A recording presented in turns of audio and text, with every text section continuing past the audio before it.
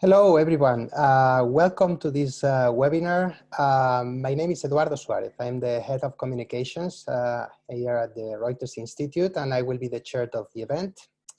As you all know, our speaker will be our director, Rasmus Nielsen. He's a professor of political communication at the University of Oxford, and he's also the co-author of a recent piece that we published on coronavirus and news consumption around the world. First of all, a little bit of housekeeping. Here are the rules of the webinar. We have muted every microphone and hidden every camera, so there's no distractions and everyone can follow the presentation. Also, you can send any questions at any time by dropping us a message through the chat function that you will find on your screen. I will pass as many questions to the speaker as possible after the initial presentation. The webinar will finish in an hour, around 2:30 UK time, and I hope that you enjoy the presentation. Without further ado, Rasmus, over to you. Thank you. Thanks very much, and welcome on board, everybody. This is obviously an important moment for journalism and for journalists around the world, and for us in terms of our mission at the Reuters Institute of exploring the future of journalism worldwide. We hope this is also a moment where, as professionals in the news industry and elsewhere, are facing this really difficult situation and the public health crisis, that perhaps some of our work can be useful as people are trying to navigate this situation. So really the background here, if you will, is one particular side of the coronavirus crisis. It's the observation made by the Director General of the WHO that we're not fighting just an epidemic. We're also fighting an infodemic, a situation where lots of people are confused about the messages that they get from politicians, the news that they come across from journalism and media organizations, the things they see on social media via search and on video sharing sites and the like. And if we as societies want to move forward and handle this unprecedented crisis together, we need to fight, of course, first and foremost on the health front, but also try to ensure that people have access to credible, trustworthy information that can help them navigate this situation on their own. And of course, also that journalists are able to do their important work of holding power to account, even in a situation where that power is being exercised in many cases with every intention of trying to solve this crisis. We see again and again, nobody is perfect. Government certainly not. Also not in a situation like this. So in that sense, the classic mission of journalism remains as important as it ever was. So as you all know painfully from personal experience, this is a really rapidly developing situation. And while the virus, of course, has been spreading for some time, in parts of the world, for many in Europe, in North America, in Latin America, and in Africa, it is a relatively new situation that has really emerged as a major crisis and a major issue for people and governments and businesses to contend with. We have no new and original research on this, though we are in the field with several studies where we try to collect new data and really understand what's going on right now. But I hope that it'll be useful to synthesize some of the work we've done in the last couple of years more broadly about how people navigate information in this changing media environment, with the aim of trying to draw out from that some probable observations about what might be happening in this particular moment and how people might also be getting informed about the coronavirus outbreak, as well as about how governments or others are responding to the crisis. So I really want to stress that again, the majority of the research that I'll be presenting today predates the outbreak of the crisis, but I would suggest that it can give us at least an indication of what might be the patterns of how people are getting informed about the crisis and how they are getting informed about responses to it. So with that caveat, on to the 7 observations that I wanted to share with you today, and then I look forward to the questions and suggestions towards the end. So the first observation really is a reminder from our research for some years now of the way in which, in particular, online news consumption has been changing in recent years, where the sort of classic way of accessing news, of people going directly to a publisher, offline in the case of broadcasters tuning in to a program, in the case of newspapers picking up a copy or getting a copy through a subscription, and online in the early days of the web going straight to a website. Increasingly, we see online that this is no longer the dominant, most important form, way in which people navigate and access news online. So last year, when we ran our annual Reuters Institute digital news report in 38 markets across the world, we asked people a number of questions, including the ways in which they find news online. In that survey, when we asked people the follow-up question about what's the most important way in which you find news online, by now it's only 29% of respondents who say that going directly to a website or app of a news publisher is their most important way of finding news online. And more than 2/3 identify various forms of side door access, often through search, through social media, and through aggregators as their main way of getting news online. And by now, we have a clear majority of people relying on side doors, and more than half saying they rely on various forms of algorithmic curation through search, social, and aggregators, and other platforms that rely on ranking algorithms and the like to make display decisions. I think it's clear we've seen in many countries, the incidental evidence so far suggests a real uptick in the number of people who watch, say, evening television newscasts, for example, and also we are reminded of the power of live television to bring much of a nation together around key events. So, for example, here in the UK, from where I'm speaking, the viewing figures for the Prime Minister's press conference Monday night were through the roof, very, very high levels of viewing figures in terms of the number of people who watch television, and more broadly, lots of the most trusted news programs in the UK are reporting much higher viewing figures than normal. But I think we should really be careful with not confusing that meaningful and important uptick with a fundamental reversal of the basic move towards a more digital, more mobile, and more platform-dominated media environment. Even though some BBC programs, for example, have now doubled their audience for evening news, it still means that the vast majority of Brits are not watching the evening news on the BBC, even in a crisis like this. And online, again, we see very real upticks. Many publishers report in the number of page views that they get for their news, in particular around, of course, coronavirus. This, again, is very important. It's encouraging in many ways that people seek out publishers for information about this. We should remember, again, that it's not very surprising if publishers are reporting 30, 40, or 50% more traffic if we are going through a moment in which many industry sources suggest that overall internet traffic is up 50%. It's really only if you're seeing increases of more than 50% that you're sort of beating the tide, if you will. And again, of course, it's worth remembering that these increases in traffic too for publishers are also only in part about people going direct to the sources, while undoubtedly that is happening. And in particular, the most broadly used and widely trusted sources of news are seeing very real increases, and often increases that are significantly higher than the overall increase in internet use.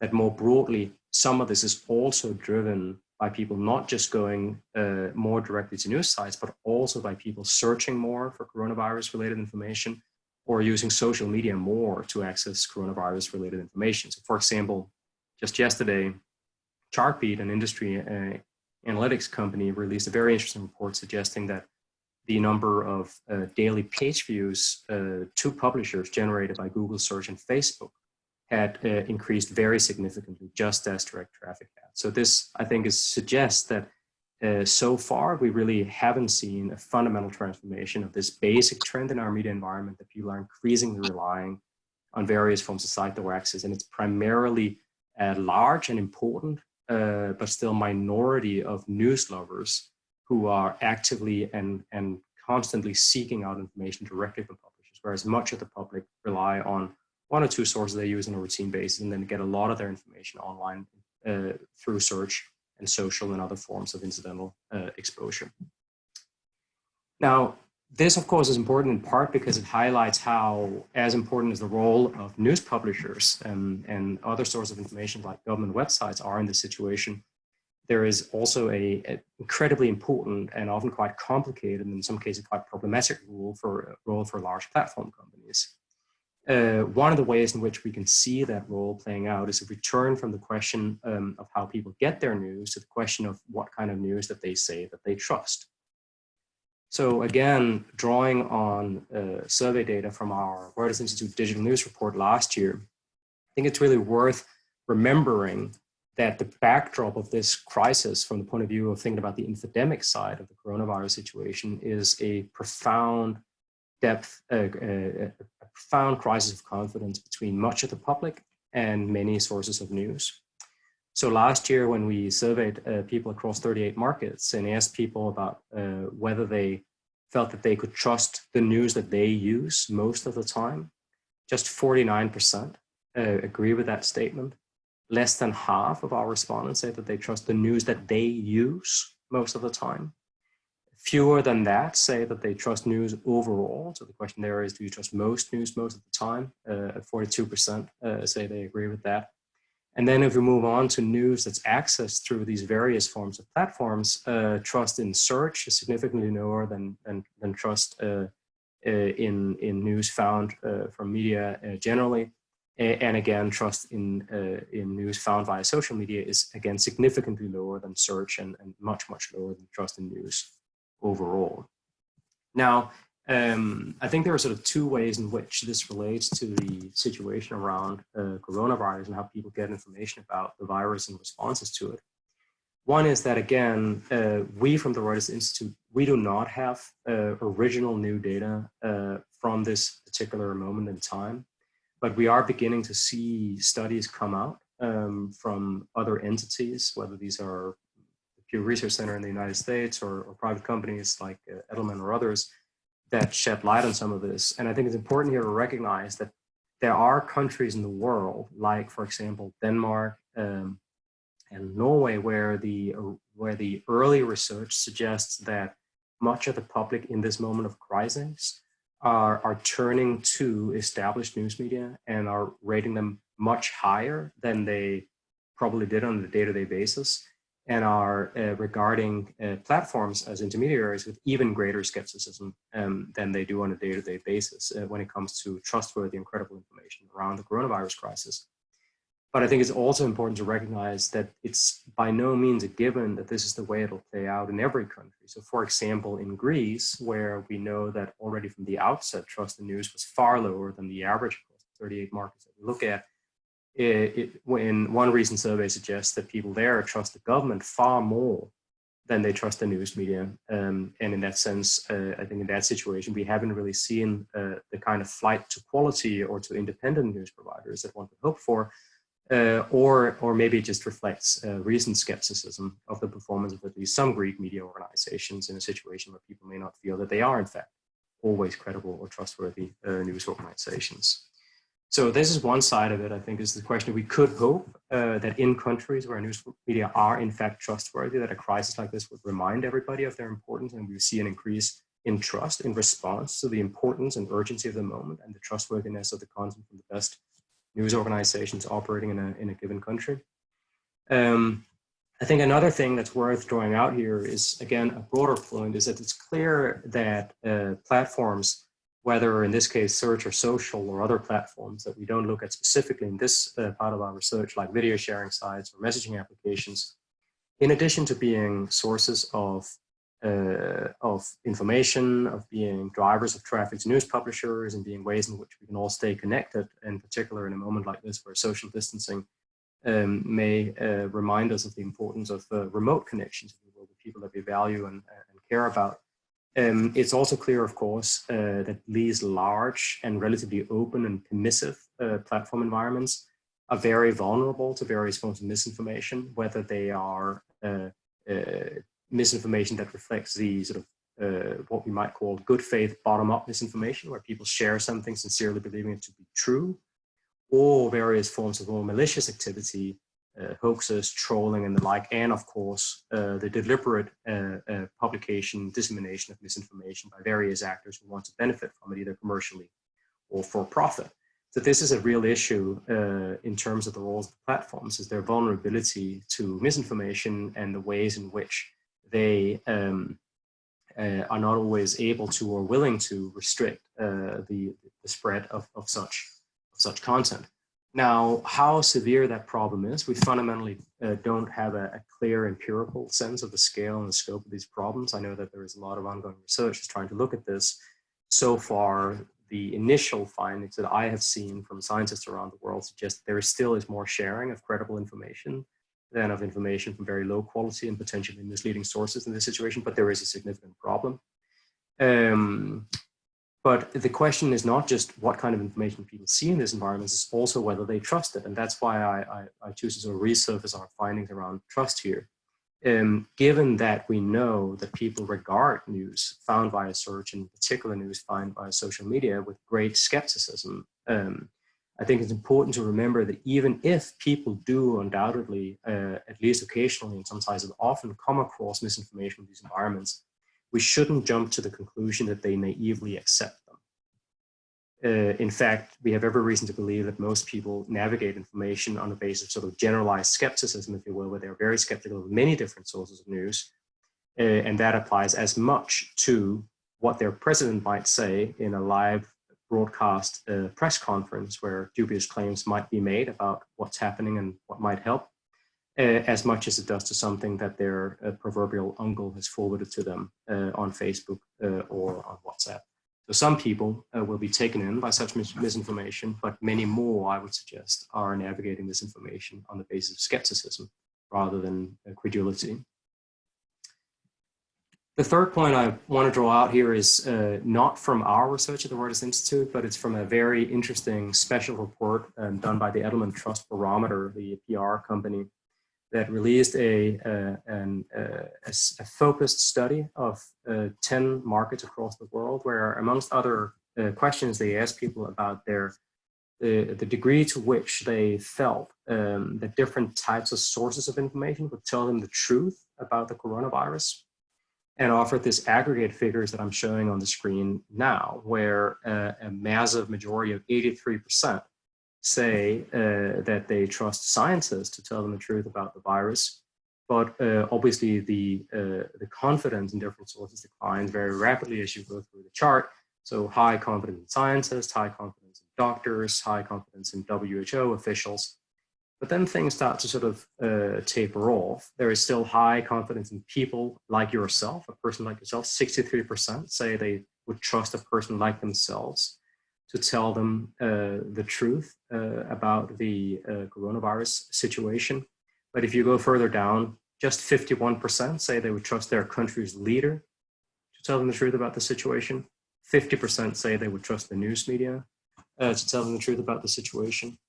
And fewer still, of course, with government officials and sadly journalists at just 43%.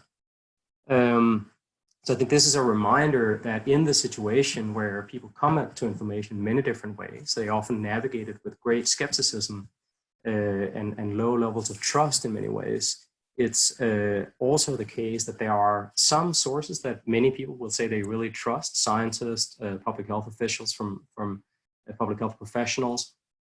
Some people who say they trust people like themselves, the communities they move in, people that they spend time with. But in many cases, trust in politicians and trust in news media, sadly, is much lower. And of course, the reason for that is not just sort of cynicism, if you will. In some cases, it might be quite reasoned lack of trust. It's not always eminently clear that people can always trust the news media, let alone their country's leader, even in a serious situation like this. So where do we go from there? Well, I think we end up in a situation where we're reminded, as has been shown in some of our research, as well as in research and practical work done by many different fact-checking organizations and source verification specialists like First Draft and others, which is that the problems of misinformation we face in a situation like coronavirus and that we face more broadly are only in part about what we might narrowly conceive as sort of false and fabricated information from sort of actors that most of us might agree are malicious actors, whether they are for-profit click farms or various forms of information operations by hostile states. In fact, the way in which the public thinks about this problem suggests that they feel there's a much wider and broader set of problems around, broadly speaking, misinformation. So we did focus group research some years ago to try to understand from the bottom up the way in which ordinary news users think about problems of misinformation by asking them to define what the term fake news means to them. And the categories we arrived at were the categories that are on the screen now. Some people would say, well, fake news, that's when a politician or a pundit or some hyper-partisan voice are spinning the facts to push a particular agenda. Some people would say that, well, fake news, that's things that are completely made up for political or commercial reasons, or fabricated false content, the sort of conventional, narrow, technical definition of fake news, if you will. Worryingly, a lot of people would say that various forms of journalism that they come across, or things they associate with forms of journalism, like misleading articles, clickbait, superficial sensationalist cover, and the like, that's what they think of when they use the term fake news. Then, of course, we have politicians who weaponize the term, often to attack and discredit independent news media. Interestingly and somewhat worryingly, many participants in our focus groups would point to some forms of advertisements that look like news stories and impersonate news stories as examples of what they think of as fake news. And then, of course, you could say something like satire, which often is narrowly sort of formalistically defined as fake news in the sense it's false and fabricated and impersonate news content, only in this case with sort of humorous intent. Many people sort of raise that as a possible example of fake news, but then also dismiss it and say, well, that's not really what we mean by this, is it? In the sense that this is taken to be in good faith. And of course, parenthetically, one could note that it's clear that some of the sort of peddlers of for-profit false news are often careful to put in the disclaimer in the about section on their website that this is all for satirical purposes, even if it may in fact be taken to be earnest and truthful by some of the people consuming it and sharing it. So the bars here is a survey we did the year after, and this by now is more than 2 years old data, so it comes with that caveat. But these are, again, across, in that year we surveyed in 37 different markets across the world, the percentage of people who say that they are concerned about these different types, broadly speaking, of misinformation, and the percentage of people who say that they personally have been exposed to them. So I think this is where this gets really quite interesting and important for thinking about the way in which people will navigate a situation like coronavirus, which is that it's clear that there is a worry about false and fabricated information. So this is the second set of bars here, stories that are completely made up for political or commercial reasons.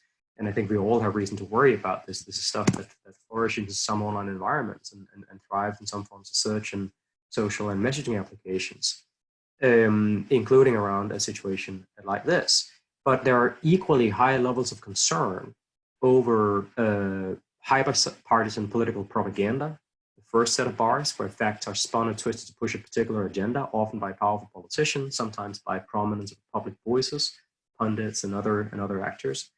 And there are also similarly high levels of concern over what people see to be poor journalism, things that are superficial, sensationalist, inaccurate, and the like. People are as concerned about these types of misinformation as they are about false and fabricated fake news, narrowly speaking. And when we ask people about what they're exposed to personally, and again, of course, here acknowledging that if false and fabricated content that impersonates news is successful in its impersonation, people may not realize they've been exposed to fake news, narrowly speaking. But when we ask people about what they say they've been exposed to in the last week, people report much higher levels of exposure to political propaganda and what they perceive to be poor journalism. The reason I think this is really important is that while we have lots to be really, really appreciative of as citizens and really, really proud of as people who are member, broadly speaking, of the journalistic community in terms of the ways in which the best journalists and the best news media have really worked their behind off in really trying to keep people up to date on the coronavirus situation, help them understand the situation, help inform them independently about what governments and others are trying to do in response to the situation, what it might mean for them and their communities, and give them suggestions as to what they can do. I think we have lots to really, really appreciate as citizens about the incredible public service that's being done by journalists and news media across the world in these really, really difficult circumstances. it is worth remembering that not everything has worked out exactly like that, right? We are also seeing, sadly, incidents of even very prominent news organizations republishing stories that turn out to be unfounded at best and at worst directly misleading. We see some individual news organizations give a very large platform to politicians or pundits and hosts of various sorts who have very strong, completely unfounded, and often demonstrably dangerous views on what the situation is and what people should be doing about it. And I don't say this to editorialize, but just to point out that if we all recognize that there are such problems in some parts of the news industry, even in a moment like this, it's not really surprising that much of the public see it the same way. And I think this is a moment where the positive interpretation is that people will see what's wheat and what's chaff in this situation and turn to more trustworthy sources. But of course, they will also sometimes judge the journalistic profession as a whole and the news industry as a whole on the basis of what they see as the worst excesses of the bad actors, if you will, or the least credible and trustworthy organizations in this situation. And of course, often they will read these issues through the lens, not just of the quality of the journalism, which we may not always agree on. You know, what's quality for me may not be the same thing that each of you individually think of as quality, but also in part through the lens of politics. Do they agree with the way in which the outlet in question broadly cover politics and politicians? Do they agree with the sources, the politicians and other sources that are given a platform by a particular outlet? And in that situation, you might easily end up in a world where a large number of people are very skeptical of some sources, but a large minority really embrace them and see the world very differently as a consequence. And indeed, the Pew Research Center released one example of such a situation from the United States, where there was an incredible difference in the perception of how the federal government in the United States had been handling the coronavirus crisis, where the views of people who say they rely on traditional broadcast networks like ABC and NBC and CBS, people who say they rely on social media, people who say they rely on major newspapers, were broadly the same. So whether people rely on television or Facebook or upmarket newspapers like the New York Times, the views were broadly the same. That something like 15% said they felt the Trump administration had done a good job handling the crisis so far. When you looked at people who relied on Fox News, more than 60% said they felt the Trump administration had done a good job. So in that sense, we have a real issue where some minorities who rely heavily on very partisan outlets may end up having a very different view of the situation than people who rely on other sources of news, including social media. What do people then do in a situation like this, where there are such high levels of concern over misinformation? Again, some of this data is not entirely fresh, but I think it's possible that it gives an indication of what will happen in a crisis like this. So we asked people in our survey about their concerns about misinformation and whether that has changed their habits. This is from January last year. And across 38 markets, 26% of our respondents, they say that in response to their concerns over the veracity and credibility and trustworthiness of the information that they come across online, they have started to rely on what they consider to be more reputable news sources. So this is just one example of a quote from one of our interviews done in the UK, where the respondent in question, Chloe, talks about the importance of seeking out organizations that have been around a longer time, that she feels has a track record and an established sort of reputation for credibility. In this case, in her experience, brands like the BBC or the Guardian, though of course more broadly, we know from our survey research that this is not far from only the BBC and the Guardian. There are also many people in the UK who rate, for example, local newspapers and other newspapers like the Times of London and the Financial Times as very credible and very trustworthy sources of news. So many people say, a significant minority say in our survey research last year, that they've started relying on what they consider to be more reputable news sources. Parenthesis here, of course. Reputation is in the eye of the beholder, and we may not always agree what's a reputable news source, but this is what people say. It is not only about that, the sort of the indication of some tendency in the direction of a flight to quality, if you will. It's also that there are a large number of our respondents who say that they have stopped using sources they consider to have a less accurate reputation. So this is a quote from one of our interviewees in the US, Maggie, who say that it's definitely changed the likelihood that she will click on a news story if she sees it's coming from a source that she's never heard of before.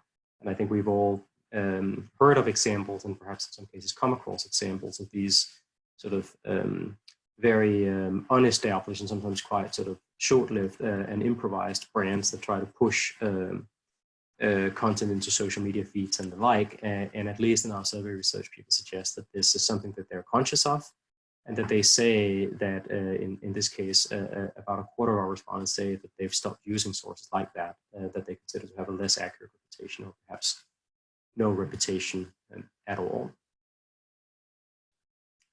So much of this, I think, is really about the intersection between the journalism that's important for how people understand the world. It's one of the most important sources, of course, understanding the world beyond personal experience, as well as the different ways in which people, in fact, can find that journalism, different ways of not only going direct, but also relying on platforms like search, social, and messaging applications.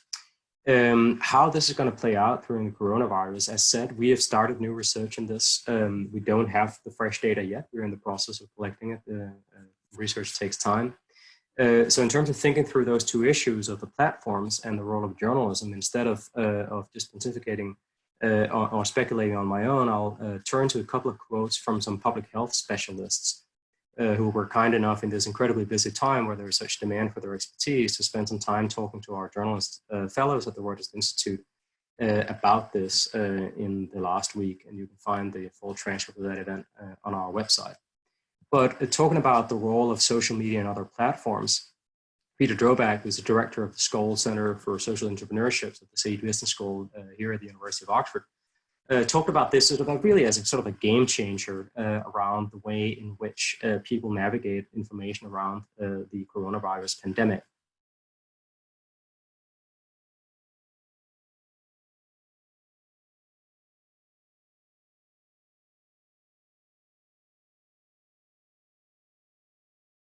In the sense that you have some sort of our whole culture and much of our media use is so intertwined with social media.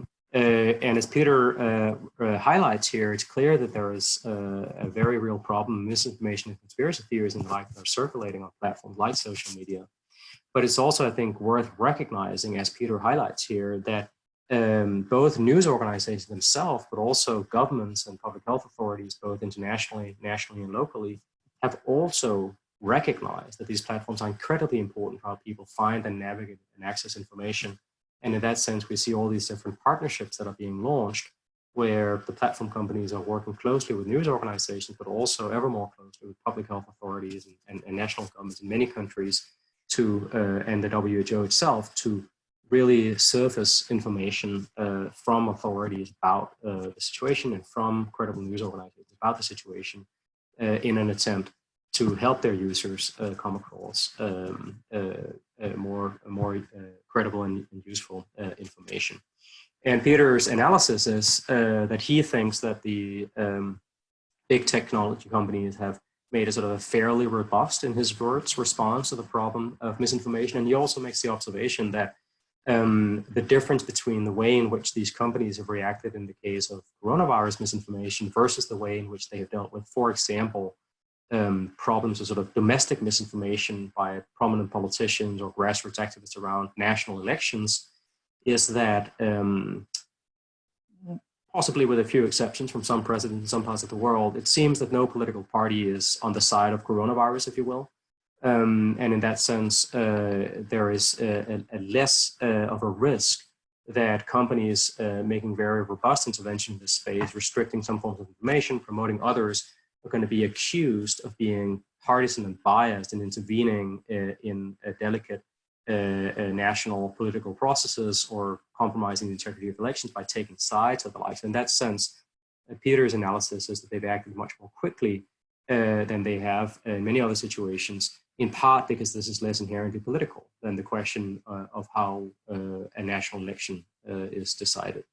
It's also clear, and I think Peter is right to highlight this, that even very large platforms, let alone the much smaller platform companies, have to some extent been somewhat overwhelmed by a situation that is putting a lot of justified scrutiny on how they handle the curation and presentation and filtering of information, as well as, of course, been a reminder of how much we all rely on them and how important it is that they rise to the occasion and that governments and others push them to be a constructive part of responding to the problem of an infodemic around the coronavirus situation.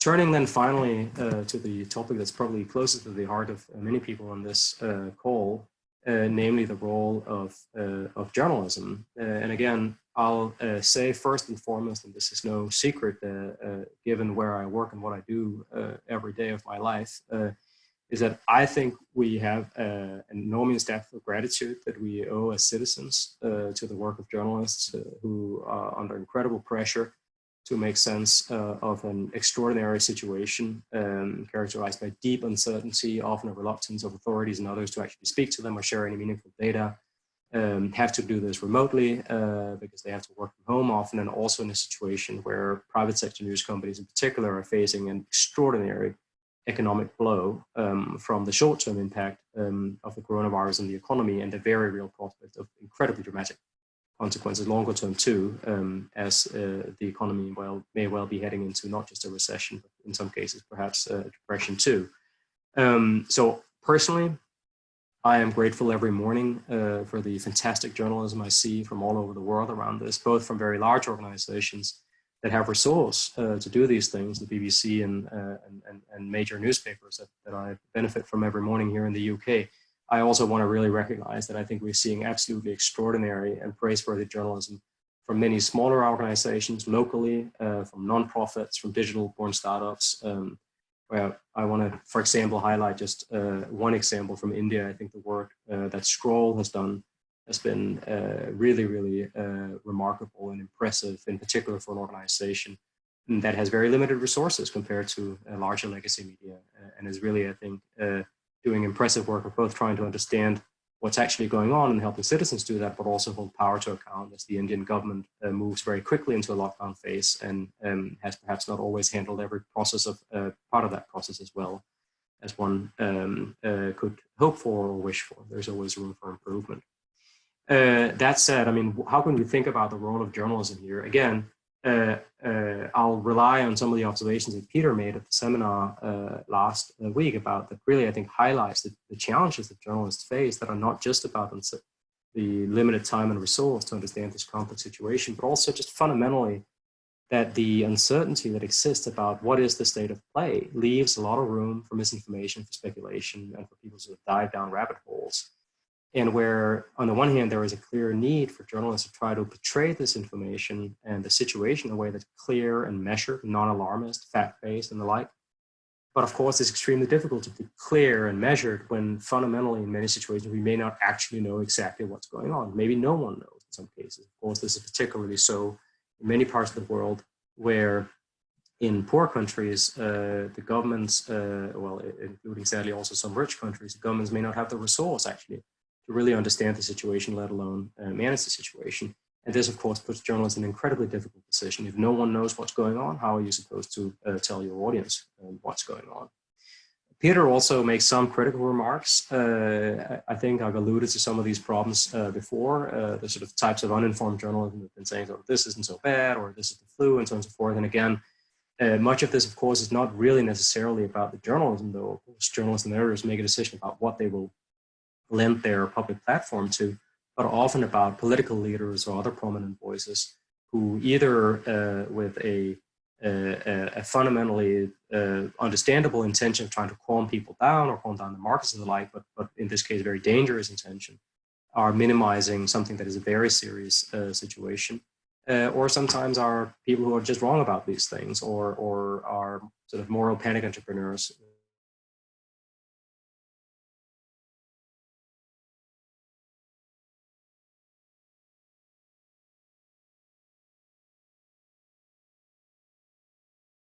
Who are looking and of course, I think it's clear that while I think the best reporting has been outstanding, not all of it has been outstanding. And in that sense, there is also, I think, a question for us as journalists or people who care about journalism about, okay, you know, we're in some countries a few weeks into this, in some countries a few months into this.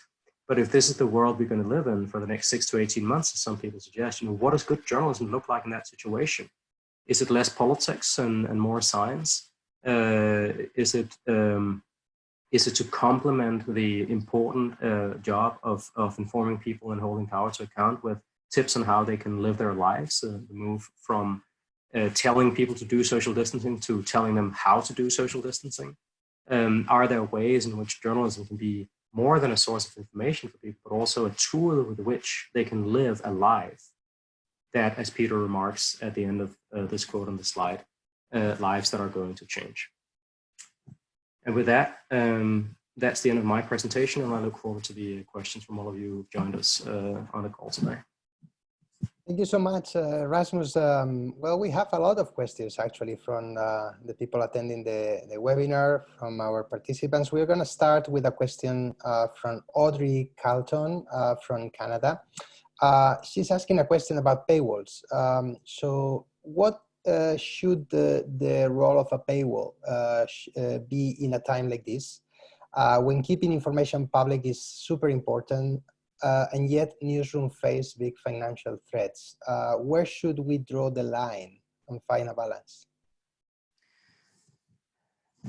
I'm glad you raised that question. And I think this is really a difficult one. I mean, I can completely understand why a lot of news organizations in this moment in time decided that their mission of informing the public to the best of their ability takes precedence over their business imperatives. And in a sense, I admire the generosity of giving away high quality and expensively produced professional journalism to everyone with an interest in it. A decision has been taken to various degrees by a number of news organizations in a number of countries. I can't help but wonder about what the thinking is in those organizations about how long those paywalls are going to stay down if this epidemic lasts for 6 to 18 months. If this is the defining story of our time for 6 to 18 months, is all the best journalism around that going to be free for a year or a year and a half in a situation where the advertising revenues are also drying up? I don't think there is a single right answer, and I know this is an incredibly difficult situation for executives and executive editors to make. I would say that there might be a middle road that I think we're seeing both some member-based organizations like El Diario in Spain, but also some more conventional newspapers like the Jackson Free Press in Mississippi, who have essentially appeal to readers to make a contribution rather than enforce a hard paywall that may have been enforced in other situations, and have confidence that at least a significant minority of the people who will access and come to appreciate the journalism that they do will also want to support the organization that's providing that journalism. I think it's too soon to tell whether that's going to work, but I think that's a middle road that organizations can play with if they have the technological capacity to put in place those prompts. Next question is from Mark Bowers from Verizon Media in the US.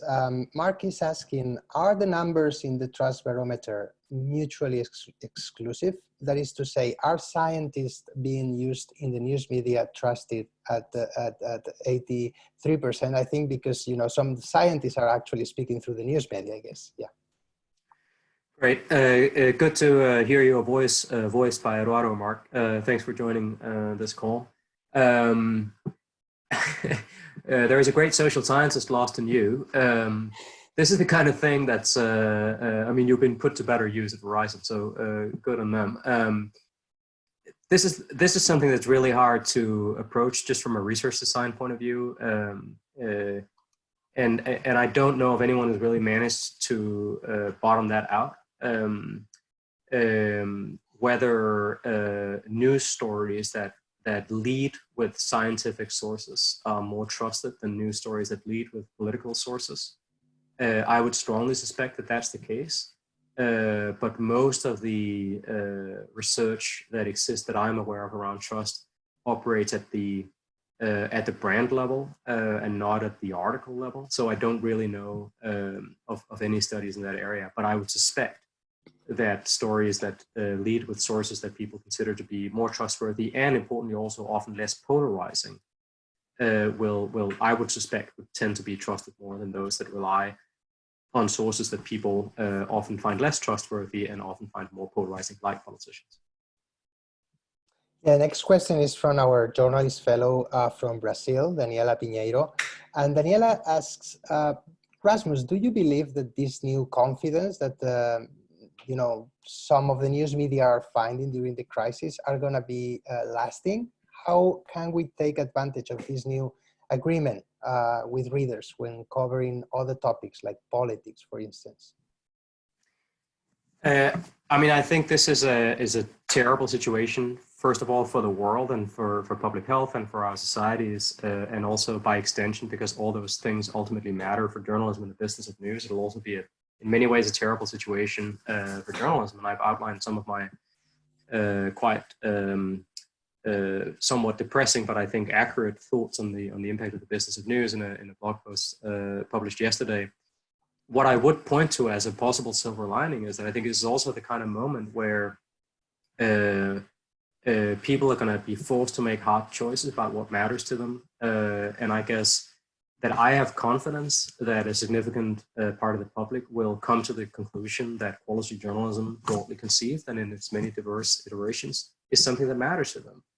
And I think in that sense, I think there is an opportunity here. I think there is also another opportunity, which is about the way in which we think about what are the ways in which journalism creates value for the public. While it's clear that sort of timeless ambitions of seeking truth and reporting it, of portraying the contending forces in the world and providing people with a range of different opinions that they can use as whetstones to sharpen their own minds are going to be part of that answer.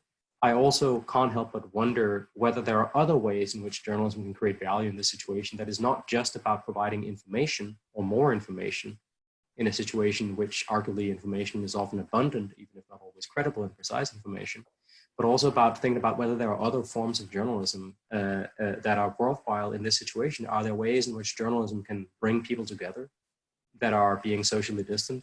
Are there ways in which journalism can be tools for people to live their lives? Are there ways in which journalism can help people to change their lives? Not in the sense of being sort of campaigning activists telling other people how to live their lives, but being tools for people's attempt to achieve something that's important for them. Just a few examples of what I mean by this. Those of you who live in the UK will be familiar with the observation that Joe Wicks is running morning PE sessions on YouTube, basically, with something like, I think, 1 million concurrent views. That's an example of someone doing something that helps people through a situation. Newspapers have long published fitness guides and the like in their weekly supplements. Why isn't that a news organization doing that? Why is that a celebrity? Another example is a group of nurses in the US have created an online document to anonymously share observations about all the frustrations that they encounter in their incredibly important and critical work in dealing with this public health crisis right now. I can't help but wonder, why did they create an open online document? Why did none of them think that they should turn to a news organization to help put the spotlight on such an incredibly important thing as how public health professionals are being treated and supported, or sometimes ill-treated and not supported in a situation like this? Why is that not something that a news organization was seen by those nurses as a natural host for? Or think of something like a shout out to our Oxford colleague, Mark Roser, Our World in Data. Now, there are, I think, really important examples like the Financial Times and a few other organizations doing really important and impressive data journalism around the situation. But I can't help but wonder, why is it that Max and just a few colleagues in Oxford, I think, is doing a much more impressive and comprehensive job of collecting and visualizing and making useful data about the public health situation than many news organizations that have much more resource than Max. I think these are just ideas. These are not criticisms. I mean, I know Samantha Hannan, the editor of my local newspaper, the Oxford Mail and the Oxford Times, this morning tweeted, I think rightly, that she's had enough of backseat drivers, basically, and people who have opinions about how she should do a very difficult job in a very difficult situation should shut up. And I consider myself, one of the people who should shut up in a situation like that. So this is not a criticism. I know this is really difficult, but just to highlight some examples of the opportunities, I think we can think about in the months to come as we move from sort of the urgent crisis to the question of whether, what does this look like 6 months or 12 months or 18 months from now? And I think there is an opportunity here to break with a journalism as usual that much of the public doesn't find valuable, and that it demonstrably is not working particularly swimmingly as a business either. So maybe there is some silver lining there.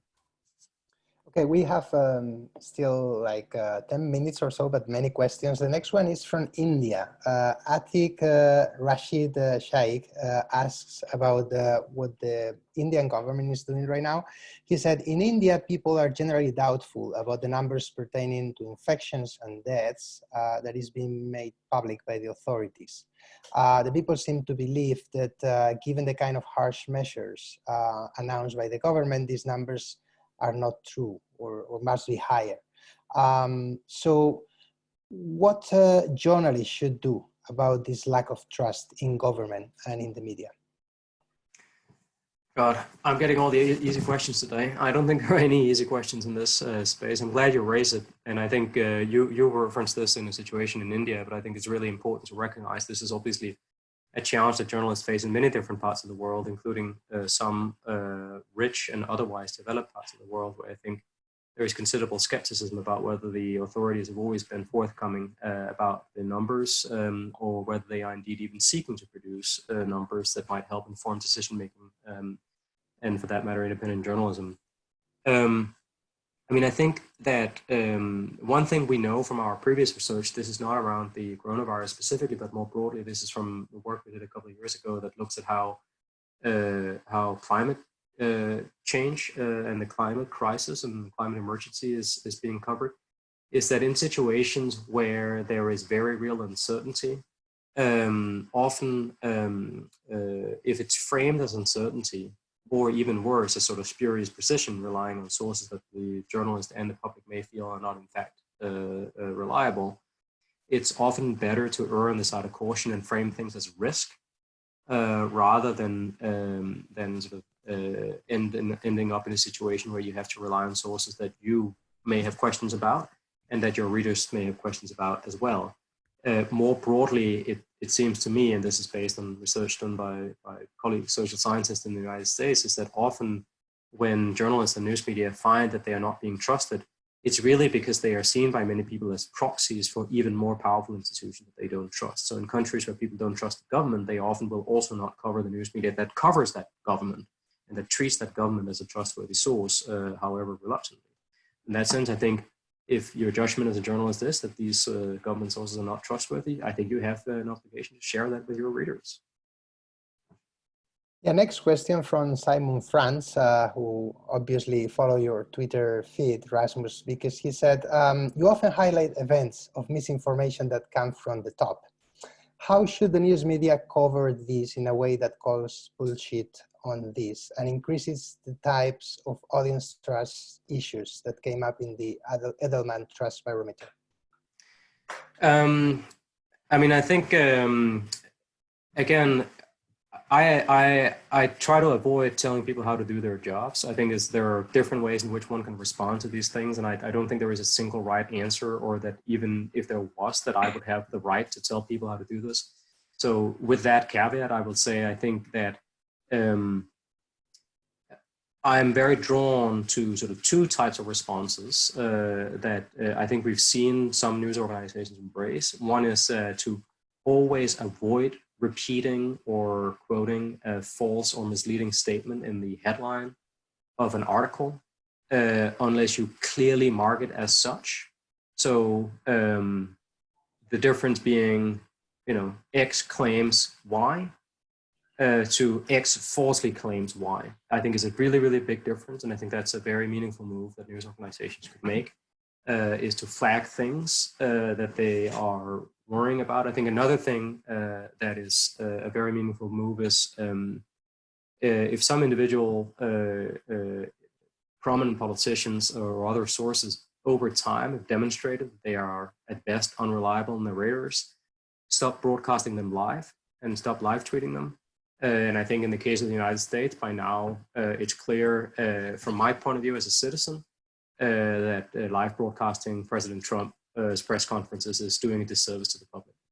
That doesn't mean that the president's actions and words are not worthy of attention. They are. I think they should be covered. I think they should be covered prominently. It is important what the president says and does, but that does not mean that that independent news media should lend a platform to someone who again and again have misrepresented what's going on. In my personal view, how this intersects with trust, I think, is sadly more complicated because.